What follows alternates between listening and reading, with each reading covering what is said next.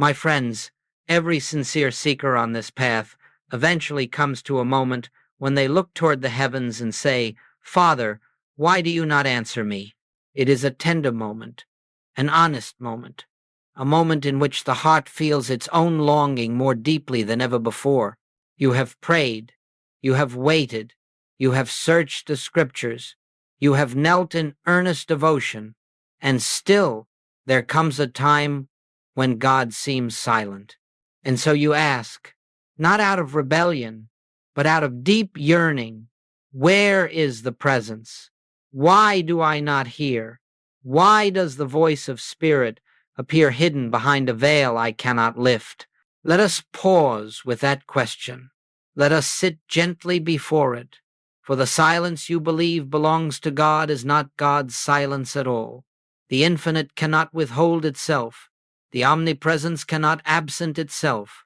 The living presence, that is the very life of your consciousness, never sleeps, never withdraws, never turns away. What feels like divine silence is not heavenly indifference. It is simply that the mind of man has not yet learned how to listen to that which speaks without words. You see, we have been trained to look outward. We have been conditioned to expect God to speak as mortals speak, to answer as persons answer, to respond with noise, movement, and form. And in this expectation, we forget a profound truth. The kingdom of God does not speak through the senses. It reveals itself in the depth of your own stillness. It whispers in the invisible sanctuary of your being. It unfolds in the quiet recognition that the presence you seek is closer to you than breathing, nearer than hands and feet. So let us begin together by acknowledging this simple, liberating principle. God is not silent. God is not absent. God is not withholding a word from you. The silence you experience is merely the turbulence of the personal mind, the noise of desire, fear, expectation, and the incessant reaching outward for what can only be found within. When that noise quiets, when the mind ceases its efforts to obtain something from God, when the heart enters a receptive stillness, then, my friends, the silence becomes the voice. Throughout this teaching, we will explore why this apparent silence arises, and more importantly, how to dissolve it not by trying to make God speak, but by awakening to the truth that the voice of Spirit is always, always present. And if you will stay with me, if you will listen not with the intellect but with the inner ear, you will begin to discover that what you once called God's silence is actually God's steady, unbroken companionship waiting for your recognition. Now, let us move deeper into this inquiry. Before we can understand why God never truly falls silent, we must first examine the very foundation of our seeking. For nearly all spiritual frustration arises from one central misconception, the belief in a God who exists somewhere else, a God who must be reached, a God who must be summoned, a God who must be persuaded to act on our behalf. This, my friends, is perhaps the greatest illusion in religious thought. It is the false concept that has kept humanity wandering in spiritual deserts for centuries. When you conceive of God as someone or something existing apart from your own consciousness, you immediately place yourself at a distance from the very source of your being. And from that imagined distance, you begin the long, weary process of trying to close a gap that does not exist. You pray upward, outward, beyond. You look for signs and wonders in the sky. You wait for messages from on high.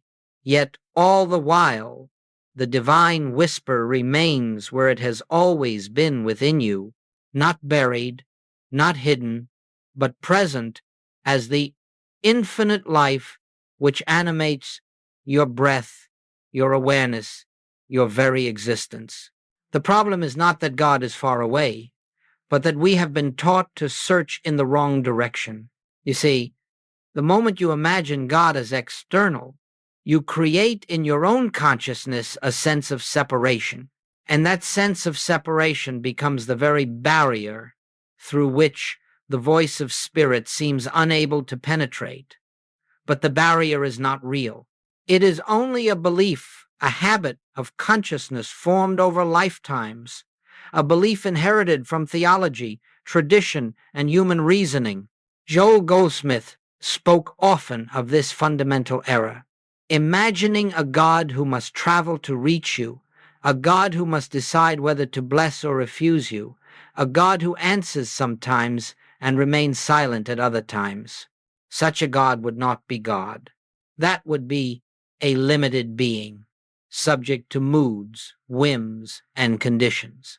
The infinite cannot be sometimes present and sometimes absent. The eternal cannot be near one moment and distant the next. The all-presence cannot retreat or return. There is no separation. There never has been. The separation exists only in the human concept of God. God is not a far-off deity to be petitioned. God is the essence of your own consciousness, the light that shines not upon you, but as you, the presence that does not enter your life, but is your life. And until this inner truth begins to dawn, until you realize that the place where you stand is holy because the presence is there, your prayers will always feel like they are traveling across a great chasm, waiting for an answer that never seems to come. But once this illusion is corrected, once you begin to understand that the kingdom of God is not a distant realm, but the ground of your being, everything changes. Prayer changes. Listening changes. Your whole spiritual practice becomes transformed. For you are no longer seeking a God who must speak. You are awakening to a God who is already speaking, already present, already expressing, already living through you. Let us now continue, for this understanding forms the foundation for all that follows. When the concept of a distant God dissolves, the seeming silence of God dissolves with it. As we continue, let us look honestly at the experience we call God's silence. For once we understand that God is not distant, that God is not withholding or absent, we must ask, what then creates the sense of separation? What blocks the awareness of the ever-present voice? The answer, beloved friends, is far simpler and far more subtle than most imagine. The silence you believe comes from God is, in reality, the noise of the human mind. The mind, restless, reaching, grasping, fearing, desiring, is so full of its own activity that the gentle whisper of spirit cannot be recognized. God is not silent. Thought is loud. It is this noise, this ceaseless inner movement that drowns out the still small voice. For the voice of God does not compete with human thought. It does not shout to be heard above the clamor. It does not push its way into consciousness. Spirit speaks from the depths, not the surface. And so long as the surface is disturbed, the depths remain unnoticed. Consider your prayers. So often they are filled with pleading. God, help me. God, show me. God, fix this. God, why don't you answer? But every one of these prayers, however sincere, carries within it a hidden assumption, the belief that you lack something and that God must supply it. And in that belief lies the root of separation. A prayer born of fear, of urgency, of longing, is the prayer of a mind not yet still. It is the prayer of a consciousness that has forgotten its own divine completeness. Joel Goldsmith taught that begging God for intervention is like shouting across a stormy sea. The very effort, the very anxiety creates more waves. And when the waters are stirred, the reflection of truth becomes distorted. But when the waters are calm, when thought grows quiet, truth reflects itself effortlessly. This inner noise takes many forms. It may be the constant rehearsal of problems, the mind endlessly asking, "What will happen to me?" It may be the fear of lack, the worry of tomorrow, the effort to control or manipulate outer conditions. It may even be spiritual striving, the attempt to force an experience of God through willpower, effort, or intensity. All of this is noise, and in the midst of this noise, we say, "Why is God silent?" But it is not God who is silent, it is we who are loud. When the mind is filled with its own activity, there is no room for the gentle movement of the Spirit. The presence does not interrupt. The presence does not argue. The presence awaits recognition.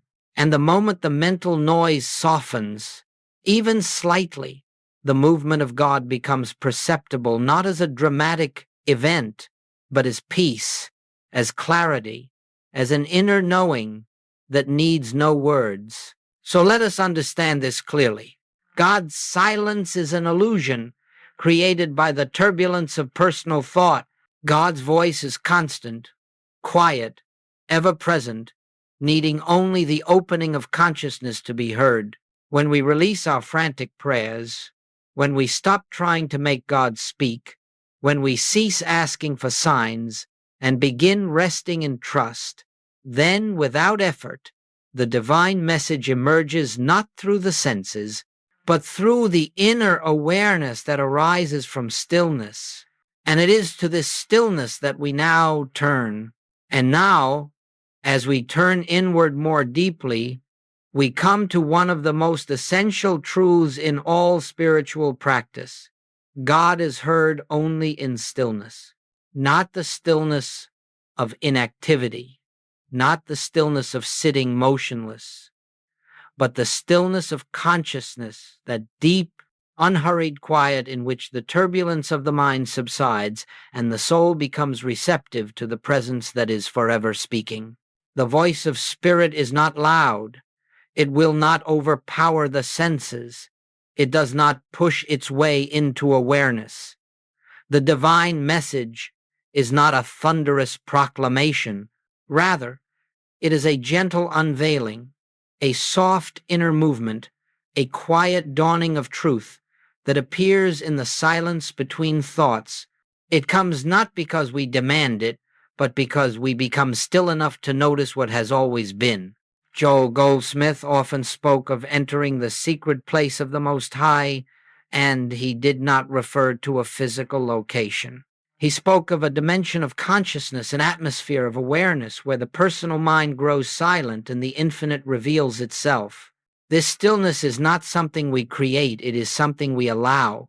We do not achieve it through effort, we slip into it by relinquishing effort.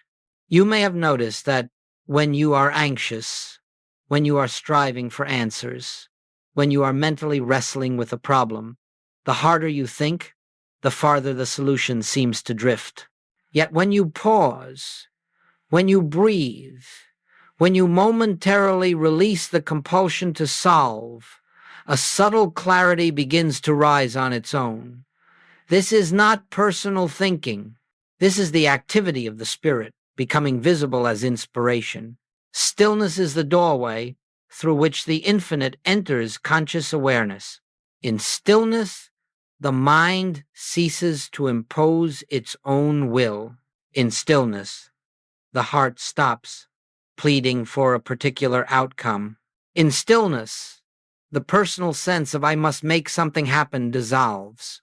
And in that sacred pause, in that inner quiet, the presence begins to reveal itself, not as a voice speaking sentences, but as peace. It may come as a deep breath that you did not consciously take. It may come as a sudden release of tension in the chest. It may come as a sense of lightness, an unexplainable calm, a quiet confidence that does not originate from human reasoning. This, my friends, is the voice of God. For God is not heard in words. God is heard in peace. God is heard in clarity. God is heard in the transparency of consciousness when personal thought grows still. You do not enter this stillness by force. You do not wrestle the mind into silence. You simply become aware of the presence of a deeper life within you, a presence that waits patiently for your recognition. And when recognition dawns, even faintly, the silence you once feared becomes the very place where God speaks most clearly. Let us understand that stillness is not the absence of thought, but the absence of resistance. It is the moment when we stop pushing, stop grasping, stop asking, and begin allowing. In that allowing, the divine impulse emerges naturally, irresistibly, quietly. We now begin to see that God was never silent. It is only in stillness that the truth of this becomes unmistakably clear. And now, having entered the atmosphere of stillness, let us consider the next movement of spiritual realization, which Joel Goldsmith called the art of inner receptivity. Stillness prepares the ground, but receptivity invites the seed of truth to take root. Stillness quiets the mind. Receptivity opens the heart. And without both, we cannot hear the gentle movement of the Spirit within us. Receptivity, my friends, is not a technique. It is not something to be mastered through practice or repetition. It is a posture of consciousness, an inner stance in which we release every trace of striving and become simply open, available, responsive to the presence that is forever seeking to reveal itself. Most prayers are attempts to reach God, but receptivity is the sacred willingness to be reached. It is the inward relaxation that says, "Speak, Lord, thy servant listens." Not "tell me what I want to hear," not "give me what I desire," not "fix this situation," but a quiet, humble, unconditioned listening that expects nothing and welcomes everything that flows from Spirit. Joel Goldsmith would say, "Do not pray for things, pray for light." That light does not come through the manipulation of thought. It comes through receptivity, through the recognition that the infinite is already present, already complete, and needs only your openness to reveal its fullness. What does this receptivity feel like? It feels like an unclenching of the soul. It feels like the loosening of the inner fist that is held tightly to fear, desire, and control. It feels like resting in the assurance that all good flows from within, not from without. It feels like surrender, not the surrender of defeat, but the surrender of effort. In receptivity, we release every demand we have placed upon God. We release every expectation of how our prayer should be answered. We release every fear that urges us to force an outcome. In this releasing, we make space. And into that space, the divine impulse flows, not dramatically, not forcefully, but with the unmistakable gentleness of truth that is self-evident the moment it appears. Receptivity is the letting go of personal will. Receptivity is the willingness to be taught by the Spirit. Receptivity is the capacity to receive what the mind could never imagine on its own. And so, instead of asking God for solutions, we become receptive to the inner realization that reveals solutions without struggle. Instead of pleading for guidance, we open to the subtle intuition that carries guidance within it. Instead of begging for peace, we rest in the recognition that peace is our natural state, awaiting our acknowledgement. This is the art of receptivity, to become still enough to hear, open enough to receive, and humble enough to allow Spirit to reveal truth in its own way and its own time. When consciousness takes this shape, when we cease trying to direct the infinite and begin allowing the infinite to direct us, the illusion of God's silence dissolves, for the voice of truth is forever speaking, forever moving, forever illuminating, It requires only that we become receptive enough to notice its eternal activity within our own being. Now, my friends, it is one thing to speak of stillness and receptivity when life is calm, when the days unfold with a certain ease and the heart is not heavily burdened. But let us be honest with one another. It is during life's darkest moments that the silence of God seems most unbearable. When illness strikes the body, when financial uncertainty rises like a storm, when a relationship breaks, when grief stands uninvited at the doorway of your life, these are the moments when you reach most earnestly for God. And these are often the very moments in which you feel that God does not answer. Let us explore this tender, difficult territory with compassion. When crisis appears, the mind becomes agitated. Fear floods into consciousness like a rapid current. The heart reaches outward for divine intervention, for relief, for assurance, for a sign that all will be well. And when no immediate answer comes, when the heavens seem unmoved, we feel abandoned, unheard, forsaken. But listen carefully. It is not that God has withdrawn. It is not that God has chosen to remain silent in your hour of need. What you are experiencing is the intensity of your own fear drowning out the quiet movement of spirit. Joel Goldsmith often said that the greatest challenge for the seeker is not the crisis itself, but the belief that crisis has power.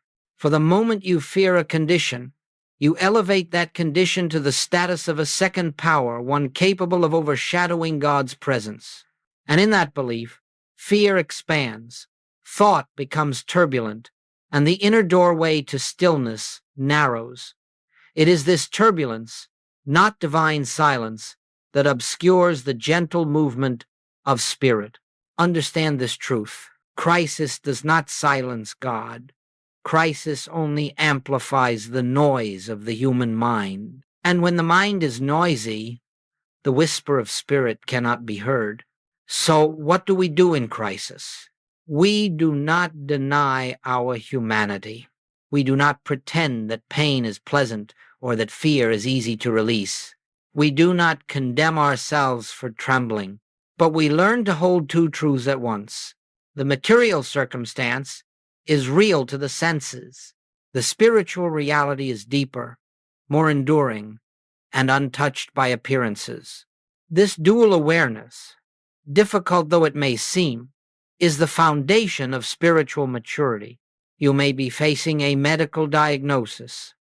On the human level, you address it with wisdom, care, and whatever practical steps are called for. But within your consciousness, you quietly, gently, persistently recognize that your true being, the life which animates you, is whole, eternal, and unharmed. You do not deny the condition. You deny its power to separate you from the presence. You may be facing financial uncertainty. On the human level, you make prudent adjustments, seek counsel, and act responsibly. But in the deeper sanctuary of your awareness, you rest in the truth that supply does not come from the world, it flows from the infinite source within your own consciousness. You do not deny the bills. You deny the belief that your good is external. You may be enduring the loss of someone you love. You grieve honestly. You feel the ache of the heart, and you honor the human experience of sorrow. But beneath the grief, you hold to the understanding that life is indestructible, eternal, forever flowing, that spirit does not end, and therefore nothing real is ever truly lost. You do not deny your tears. You deny the belief that death has triumphed over life. In each of these, God is not silent. Your grief, your fear, your despair are simply louder than the whisper of the presence. But as you breathe, as you soften, as you acknowledge spirit, even faintly, the noise begins to quiet. And into that quiet, the gentle tide of divine peace enters not as an escape from the crisis, but as a deeper strength within it. The presence does not always change the circumstance immediately, but it always changes you. And when consciousness is changed, circumstances eventually follow. Let us continue.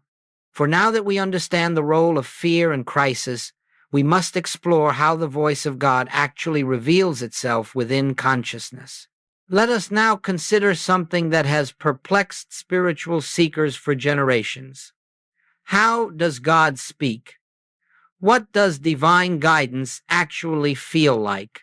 For many of you, the reason you believe God is silent is not because Spirit has failed to speak, but because you have been looking for the wrong kind of voice. The human mind imagines divine guidance as something dramatic, a flash of light, a thunderous word, a sudden, unmistakable revelation. But the Spirit does not enter consciousness through the theatrical. God is not found in the earthquake, nor in the fire, nor in the mighty wind. The divine guidance that Joel Goldsmith spoke of arises exactly where we least expect it, in the stillness, in the gentleness, in the subtle shift of inner awareness.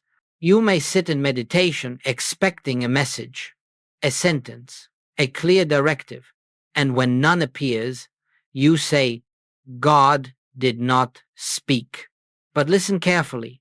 God rarely speaks in sentences. God reveals himself in silence, and that silence carries its own language. The divine message is not a human word. It is a spiritual impulse. What does that impulse feel like? It may come as a softening of fear, a peace that settles over you like a quiet dawn. It may come as a sense of clarity where confusion once stood. It may come as a calm direction this way, though no words are spoken. Sometimes it arrives as a gentle intuition that seems so natural you almost dismiss it as your own thought. But it is not your thought. It is Spirit moving through your consciousness, clothed in the simplicity of your own awareness. Joel Goldsmith used to say, "The activity of the Christ is quiet. It comes without fanfare." And so you must learn to recognize guidance not by its volume but by its quality.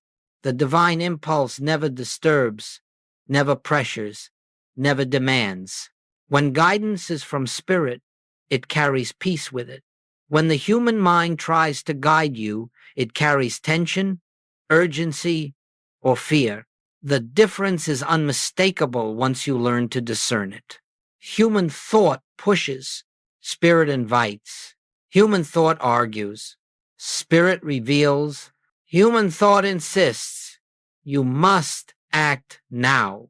Spirit whispers, rest a moment and let clarity come. Guidance may appear as a quiet sense of well-being about a certain path, even if you cannot explain why. It may appear as a gentle restraint, something within you hesitates, not from fear, but from a quiet knowing that this is not your step to take. It may appear as an idea that arrives fully formed, effortless, as if placed in your awareness from a deeper place than thought. Many of you have experienced this without realizing it. You call it intuition, insight, coincidence, or a feeling I just couldn't shake. But these are merely names we give when we recognize the movement of the infinite without yet acknowledging its source. You see, divine guidance often comes disguised as ordinary thought because the presence expresses through the faculties you already have. It uses your mind, your intuition, your awareness as its instrument. It does not overpower them. It flows through them. This is why so many say they do not hear God. They expect something extraordinary, when in truth, the extraordinary hides itself in the simplicity of your natural awareness. The Christ does not need to shout. The Spirit does not need to break into your consciousness. The infinite whispers because it knows that once your mind grows quiet, the whisper will be enough. And so When you say, God does not guide me, consider this. Perhaps the guidance has come, but it was so gentle, so peaceful, so natural, that you dismissed it as nothing. Perhaps the peace you felt was the answer. Perhaps the small inner nudge was the direction. Perhaps the subtle discomfort was the warning. Perhaps the quiet confidence was the affirmation. The Spirit speaks constantly but never loudly. The guidance of God is not a voice. It is an awareness. Not an instruction, but a realization. Not a command, but a flow. When you begin to trust this gentle movement within, when you honor its quiet authority, you will discover that divine guidance has been present all along, waiting only for your recognition. Now, as we continue, let us explore how this guidance becomes more constant, more natural, and more evident as you learn to live from the practice of the presence. As we move deeper into this work, we begin to understand that divine guidance is not an occasional event. It is not something that happens only in meditation or in times of great need. It is a continuous activity, a perpetual movement of the infinite within consciousness. The question is not whether God is guiding you. God is always guiding. The question is whether your awareness is open enough, quiet enough, receptive enough to notice the guidance that flows like a steady stream beneath the surface of daily life. This brings us to one of Joel Goldsmith's most essential teachings, the practice of the presence. Now, this phrase does not refer to repeating affirmations or reciting sacred words throughout the day. It does not mean manufacturing spiritual feeling or forcing the mind into devotion. No, the practice of the presence is far simpler and far more profound. It is the continuous recognition that the kingdom of God is within you, that the presence is the very life of your being, and that this presence is active, intelligent, and eternally unfolding. It's perfection. You do not need to reach for God. You do not need to remind God of your needs. You do not need to summon spirit. You need only turn inward again and again to recognize that the divine activity is already present. How do we live in this recognition? Not through discipline, but through remembrance. Not through pressure, but through gentle awareness. Not through constant thinking about God, but through constant listening for God. You begin your morning with a simple realization. The presence goes before me. The presence walks with me. The presence fills my consciousness now. Not spoken loudly, not repeated mechanically, but allowed to settle like a soft truth resting over the heart. As you move through your day, whenever disturbances arise, fear, irritation, confusion, you do not fight them. You do not condemn yourself. You simply pause, if only for a moment, and remember, the kingdom is here. The presence is here. Let me be still and listen. This pause may last only a breath, but that breath opens the door of consciousness. In that instant, the mind's momentum slows, the emotional reaction softens, and the quiet movement of spirit becomes perceptible again. Living in constant listening does not mean abandoning your responsibilities or withdrawing from the world. It means carrying the awareness of God within every activity, preparing a meal, speaking with a loved one, engaging in work, facing challenges. You are not trying to bring God into these experiences. You are recognizing that God is already the substance, harmony, and intelligence of every experience. Over time, this gentle practice creates a shift so subtle you may not notice it at first. You begin to respond to life with greater calm. Decisions arise more naturally. You feel less urgency, less fear, less need to control outcomes. You become more patient, more present, more compassionate, not because you try to be, but because the presence within you expresses its own nature through you. As this continues, you discover a remarkable truth. The more often you turn inward, the more often you remember the presence, the more clearly you hear the divine impulse. What once seemed like the occasional whisper becomes a familiar tone. What once felt like rare insight becomes an ongoing flow. What once felt like silence becomes companionship. Joel Goldsmith described this as living in the rhythm of spirit. You are no longer reacting from the personal mind. You are responding from the unfolding of the infinite within you. You are no longer trying to direct your life. You are allowing your life to be directed by the quiet wisdom that arises from the depth of your being. And this, beloved friends, is the beginning of true spiritual freedom.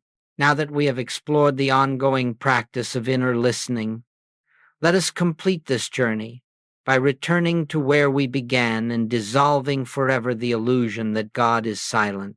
And now, as we come to the close of our time together, let us return quietly to the question that brought us here. Why does God seem silent? Let us look upon that question with the new understanding that has unfolded within us. You have seen that God cannot be silent, because God is not a voice separate from your own being. God is not a distant presence that must travel to reach you. God is not an external power that speaks occasionally, mysteriously, or selectively. No, the divine is the very essence of your consciousness, the life of your life, the awareness in which you live and move and have your being. Silence was never God's doing. Silence was the noise of the personal mind. Silence was the turbulence of fear. Silence was the reaching outward for what can only be found within. Silence was the expectation that God must speak in words when God speaks in peace. Silence was the belief in separation when separation has never existed. And so, as this understanding dawns, the question dissolves. There is no longer a need to ask, why does God not answer me? For you now see that the presence was answering you long before you learned how to listen. It was answering you in every moment of peace, in every intuition, in every shift of awareness, in every quiet release of fear, in every subtle guidance that you once overlooked because it did not come in the form you expected. Spirit has always spoken to you, always. It could not be otherwise, for the Spirit of God is forever expressing itself through its own creation. The infinite does not cease to flow. The light does not cease to shine. The presence does not cease to reveal itself. Only the human sense of self, clouded by noise and fear, remained unaware. But now, something within you has awakened. You have touched the stillness. You have tasted receptivity. You have recognized the quiet movement of divine guidance. You have seen that God was never absent, never withholding, never silent. As you go forward from this moment, do not force this understanding. Do not try to hold on to it with effort. Simply remember gently, quietly, that the kingdom of God is within you. In the smallest pause of the day, in the simplest breath of awareness, in the quiet turning of thought toward the presence, you create the openness through which Spirit reveals its unbroken communion. Do not be concerned if the mind becomes noisy again.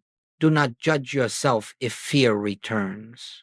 Do not despair if you momentarily forget the presence, for the presence does not forget you. The sun does not cease to shine because a cloud passes before it. The voice does not stop speaking because your mind grows loud. The kingdom does not withdraw because you fail to look within.